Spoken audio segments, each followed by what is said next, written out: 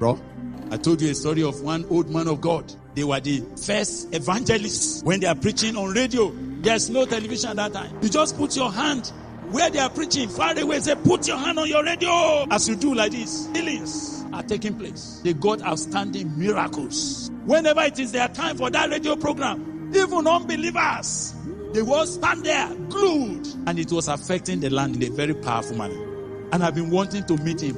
I wanted to learn something from him. Suddenly, I don't hear his voice again. The radio program cancelled. I was wondering. But one day, I got a letter of invitation.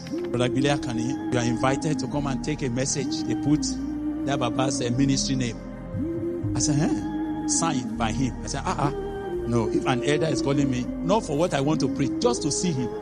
That's how I prepared. I thought I was going to preach to thousands of people because these are men that moved the land.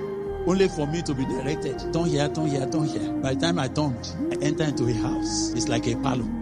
I said, where is the meeting? He said, this is the meeting. I was still confused. When they led me to the man of God, he said, Brother Billy has arrived. I prostrated.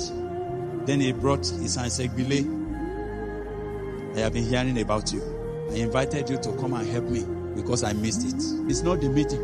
I want to meet you so that I can tell you what happened to me. If you will be careful for it not to happen to you. I do my job. Then Baba began. He said, God used me mightily. There was an anointing that God poured on my head. We went to cities and cities gathered. Miracles. But you see me today. Everything has finished. I said, Baba, what? He said, you see. So everything you see here now is everything that remained. He said, Billy, fear women. Said the loss of women enter my life. It was like a joke. I am finished. But God still told him, what I called you to do, you have not finished it. Go and finish. I am finished and I cannot finish what I'm supposed to do. That's why I'm asking some of you to come and help me. I remember I just knelt down. I wasn't praying for Baba.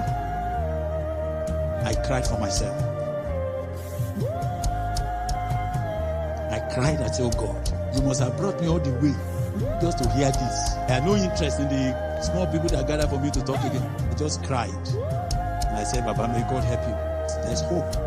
If you see a tree that is cut down, but the root has not been removed, it may sprout again. But they that wait upon the Lord shall renew their strength. When I read it from other version, it said, they will exchange their strength.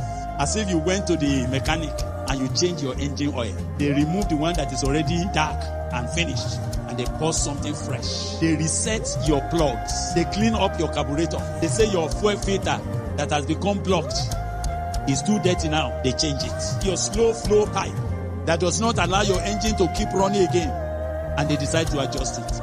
And by the time they finish, they say, drive around and test. God does that to me every time. And God has never failed to do that. Those who wait for him and who wait on him. But what are the things that makes young men to faint? Let me tell you.